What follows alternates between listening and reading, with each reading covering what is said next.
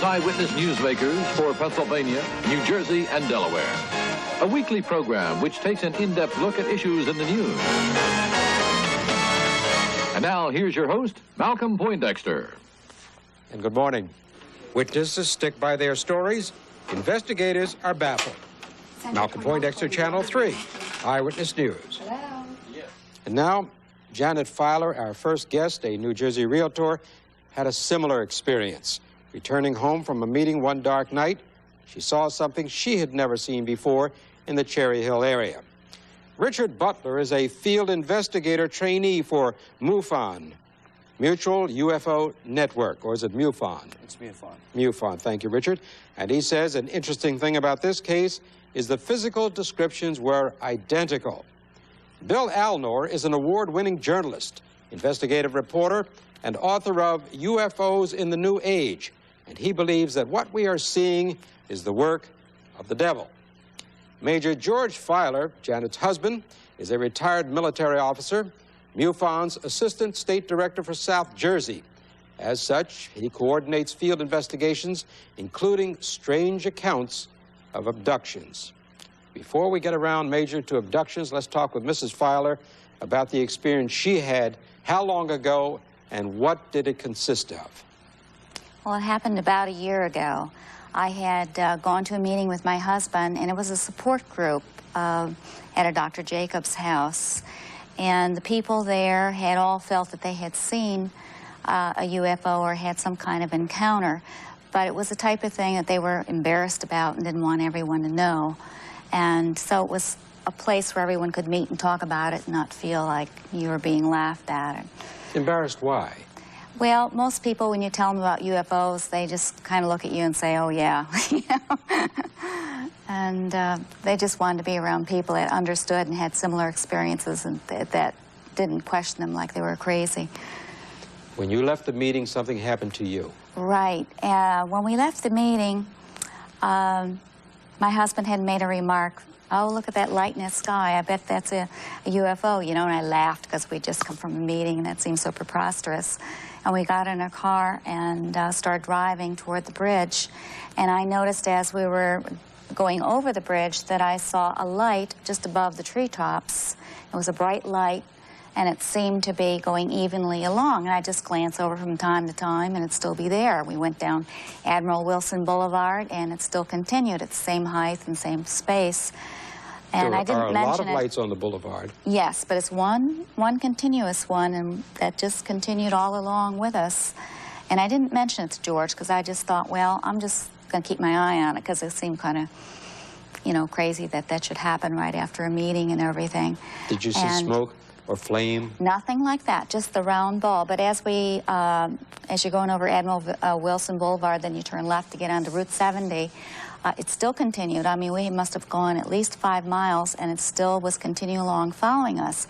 And finally, I thought I probably should mention something to George about it. And I said, you know, there was a light that seemed to be following us all the way from the house. And I was leaning over looking at it, and all of a sudden, out of the blue, where it was just above the treetops and it was just a round ball, all of a sudden it just shot straight up in the air, just, you know, it was straight up like an elevator. And when I looked up over like this, I saw it looked like a boomerang shape, and it had many, many lights. It had, like, I would say 20, 25 lights, at least little lights going across the top of the car and then headed back west toward Philadelphia. And frequently, Major, when we hear stories such as the one your wife is telling, we turn to the military to get the military's opinion. Now, you're a former Air Force navigator, if I recall correctly. What did you make of what you saw? I didn't tell him till it was too late. Yeah, she didn't tell me. What you were told that you might have seen. Well, I felt that she was, she always tells the truth, so I feel she was telling the truth, and she saw what she saw, and it's not really unusual to see something in the sky. There's some 20 million sightings that Americans have reported, so a lot of people have seen UFOs, and a lot of my good friends in the military have seen UFOs and, in fact, chased them. And photographed them? Well, sometimes they're able to photograph them. Sometimes they have good gun camera film of them, but somehow it often doesn't seem to come out. In any case, I have numerous friends in the military that have chased them, and on one occasion, we chased one. And they seem to have a capability of going thousands of miles an hour, much faster than anything that we have, and now, these much aren't more shooting maneuverable. stars, these aren't meteors? Well, you know, I have almost 5,000 hours in the sky, and I've seen lots of meteors and hundreds of other aircraft, and these are very different. They're, you know, round. The one I saw happened to be disc-shaped. It didn't have any wings. It certainly looked different, and most of the rest of the crew saw it. We had it on ground radar. As a matter of fact, the ground radar in England asked us to investigate. Matter of fact, interestingly enough, it wasn't far from Stonehenge, where they're having all the circles in England today. Almost on a nightly basis, a new circle or a new cryptogram is formed. And we went into that area. Ground radar directed us to the point where this UFO was supposedly located. I saw it on the aircraft radar, and then we saw it visually out about a mile, and it went off at a high rate of speed. So, Major, you're convinced that there is something out there without a shadow of a doubt, friend or foe? I'm convinced that there is something out there. Exactly what and who they are, I don't know. Bill Alnor is convinced that this is not a new phenomenon. Yes, I think UFOs, in fact, they've been with us throughout history. You have examples of them, more than 1,000 BC of UFOs coming in throughout history. Not only that... What proof is there of that, Bill? Well, all kinds of historical writings. Josephus wrote about them. Pliny the Younger in the Roman Empire wrote about them. In the ancient Japanese Empire, they wrote about them. And it's real interesting that they seem to change shapes per era. And I think what's extremely interesting that she mentioned that it formed a boomerang. We're starting to get away now in ufology from discs to more and more triangular shaped UFOs. And I contend that that's it's something to keep looking in the skies, keep looking up, keeping on confusing us for malevolent purposes. I think it's interesting today that we are no closer to solving what one writer says is the mother of all mysteries, the UFO phenomenon, now as we were in 1947 when Kenneth Arnold first saw 9 discs over Mount Rainier in Washington. We are no closer to the solution of the UFO phenomena. How will we get closer, in your opinion? I don't think we will. I think that the purpose of UFOs, by and large, and please don't construe this as a blanket condemnation of them, I think the purpose is to confuse humanity, to get people chasing their tails forever, to keep on trying to figure out what they are, and wasting valuable time. I think the Bible talks about the existence of malevolent beings, and I think that's what they are. I think most of them are demonic. Here for what purpose? To lead us astray and to keep us looking in a different area where we shouldn't be looking. I just have gone more than 20,000 miles going to most UFO conferences across America, the New Age conferences, and lots of people now are beginning to get messages from UFOs. They're getting them through channeling, automatic writing, and every one of them just about are trying to get us to change the way we think about God. They all attack the person of Christ. They all attack the Judeo-Christian foundation. And I think that's conclusive proof of what they are. Lower Alloway, Richard Butler, was your assignment to investigate or to interview those women, and I think a man as well, That's correct. all of whom saw something. What common thread was there through those interviews, if any? Well, one of the things that stood out was that whatever type of vehicle this was, and I don't think it was any type of natural phenomena, the vehicle demonstrated some very peculiar maneuverings. There was a rather strong wind blowing that night. This vehicle was able to stand dead in the air, did not waver. It did not have any rotor noise associated with it, which we do have some of our more advanced helicopters which are equipped with silent rotor technology. But if this were the case, if this was a covert helicopter that had crashed somewhere in the backwaters of New Jersey, then it would have instantly been turned into like Close Encounters, where the military would have been all over this thing. They did search it. They used infrared scanning. Nothing was found. So that it resembles a lot of other cases that have come up all over the world where initially the UFOs are reported as helicopters. This is because they demonstrate hovering techniques.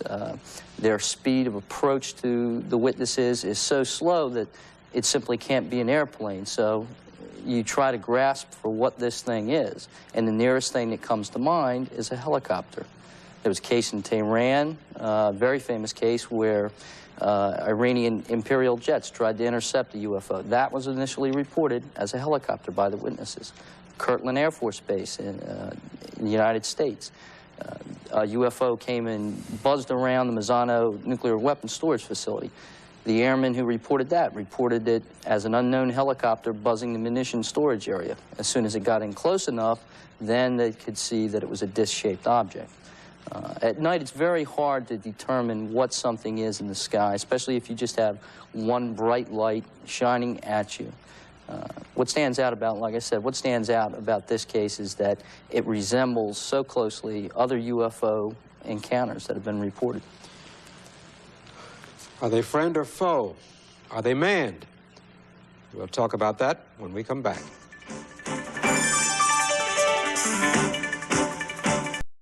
Janet Filer, Richard Butler, a UFO investigative trainee, Major George Filer, and author-journalist Bill Alnor. Major, in your opinion, are we looking at friend or foe? And is there evidence to indicate if the spacecraft we see are manned? Well, I think there's definite evidence that they appear to be manned. They appear to be intelligent, at least in the way they react to our chasing them. Very recently in Belgium, they had a couple F-16s launched after a UFO, and it outmaneuvered them. They were chasing them on radar. We have the tapes and so on, and we were unable to catch it. It had tremendous capability. So it indicated that it definitely was intelligent as opposed to being a natural phenomenon. Second question, is it friend or foe? I happen to believe that they're probably both, that there's more than one group that we're dealing with.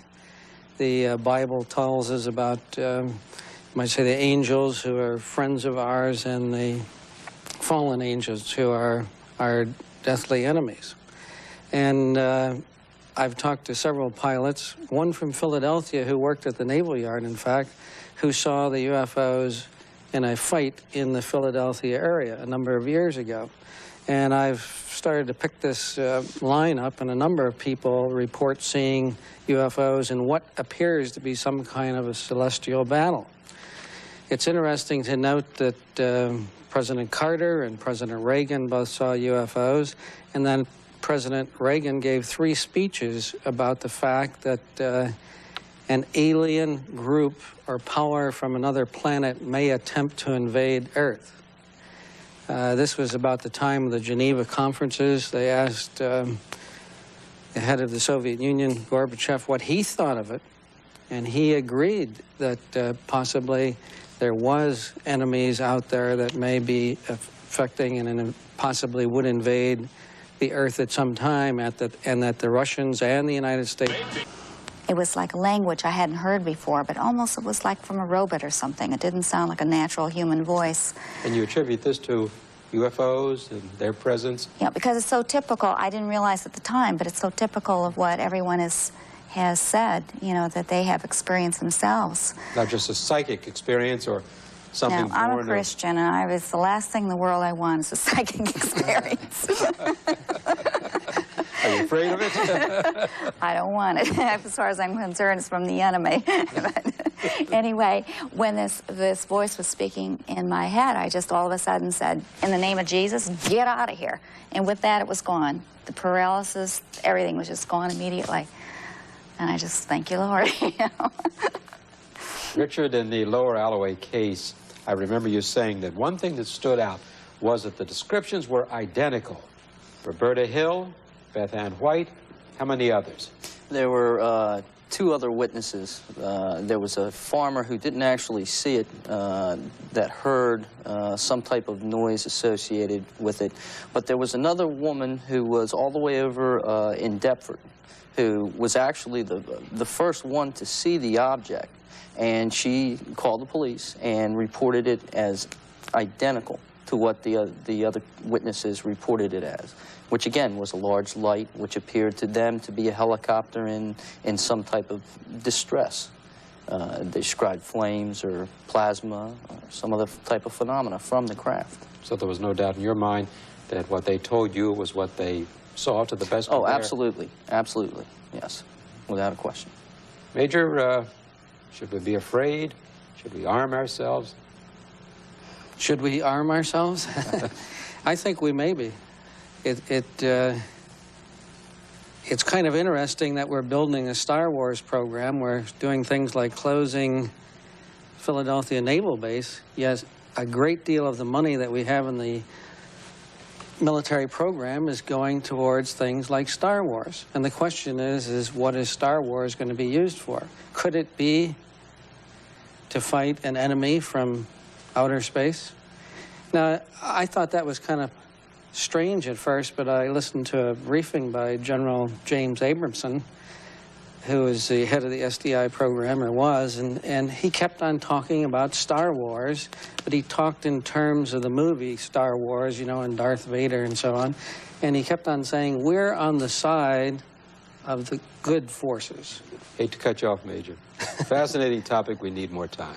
Okay. We'll be right back.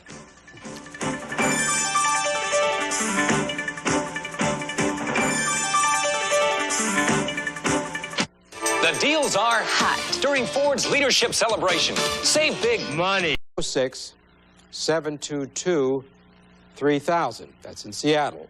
They do not as yet have a toll-free number. One last acknowledgement. We want to thank our sponsor, Buy Delaware Valley First. And that sounds like a good idea. Thanks for watching. Good health and good morning.